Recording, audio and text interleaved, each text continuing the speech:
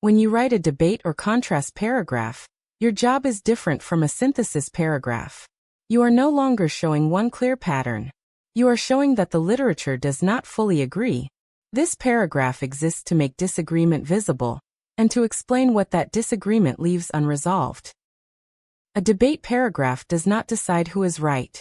It maps the disagreement accurately, so the reader understands where certainty breaks down, and why further investigation is needed. This paragraph allows you to show the complexity of a topic, and that not everything is settled, which is a key part of writing a comprehensive literature review. In this video, we are going to evaluate debate paragraphs in the same way we evaluated synthesis paragraphs. We will look at 3 debate paragraphs. The first one has clear problems. The second one is mostly working, and the third one is a strong debate paragraph. Before we begin, it helps to know where debate paragraphs usually appear. A debate paragraph almost always comes after at least one synthesis paragraph. The reason is simple.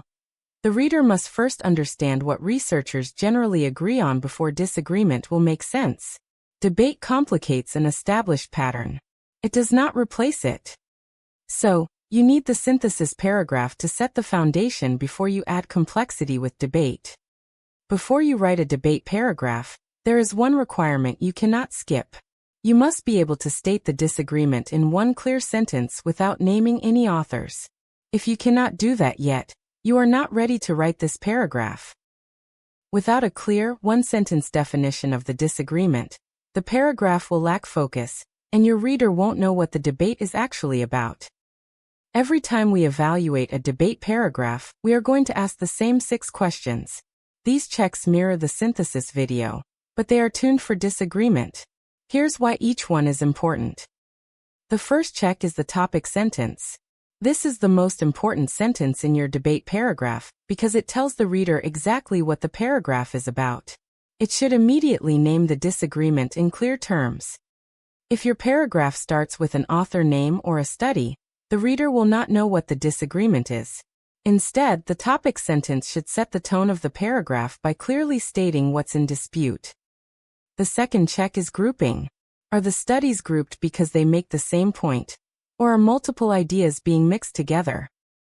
In a debate paragraph, you need to group studies by their positions in the argument. You cannot just list studies and expect the reader to understand how they relate.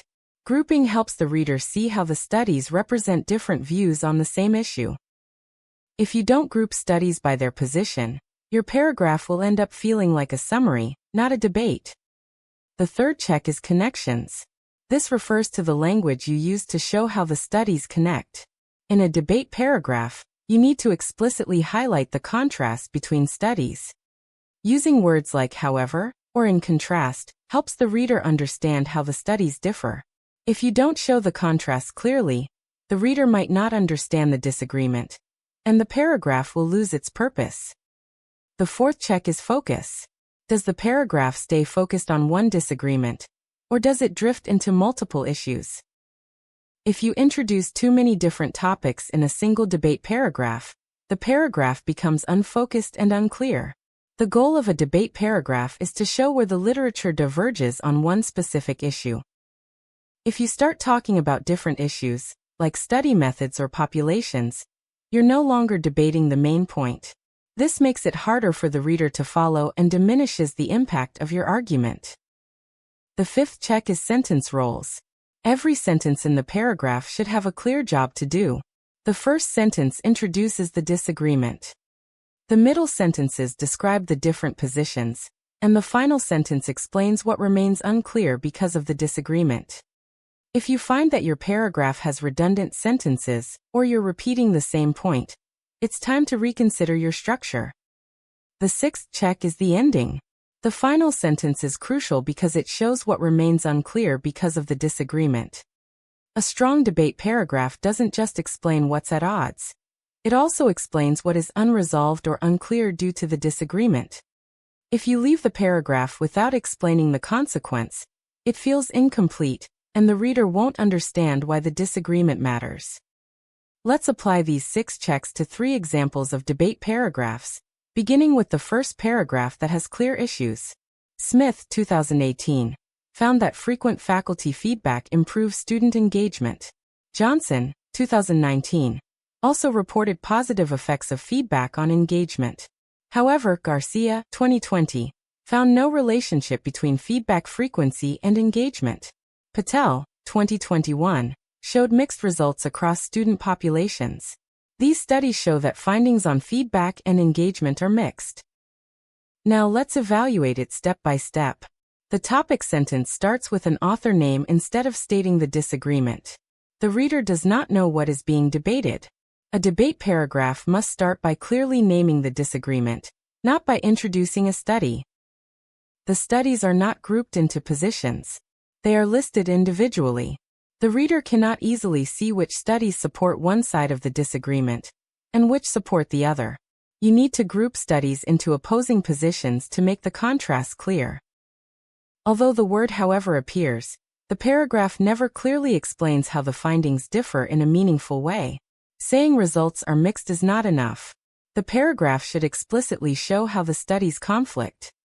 This paragraph introduces different aspects of the disagreement: frequency, engagement, mixed populations, and null findings. It is trying to do too much. A debate paragraph should focus on one disagreement. It should not try to cover multiple issues. If the paragraph introduces too many ideas, it risks becoming cluttered and hard to follow. Every sentence in the middle reports a study, but none of them connect the studies to each other or explain the disagreement. This paragraph is missing the sentence roles necessary to create a cohesive debate. The ending is vague. It says findings are mixed, but it does not explain what remains unclear because of that disagreement. A debate paragraph should always end by explaining why the disagreement matters and what is still unresolved. Now let's fix this paragraph. The first thing to fix is the topic sentence and the ending because these two sentences define the purpose of the paragraph. Let's revise the topic sentence to: researchers disagree about whether frequent faculty feedback consistently improves student engagement across different institutional contexts. Next, let's revise the ending to: as a result, it remains unclear whether feedback frequency itself drives engagement, or whether its impact depends on contextual factors such as setting, student population, or implementation conditions. Once the topic sentence and the ending are clear, the rest of the paragraph becomes easier to revise. Now the paragraph has one clear disagreement, and the studies can be grouped based on their positions.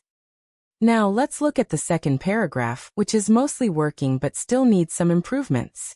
Researchers disagree about the effectiveness of frequent faculty feedback in improving student engagement.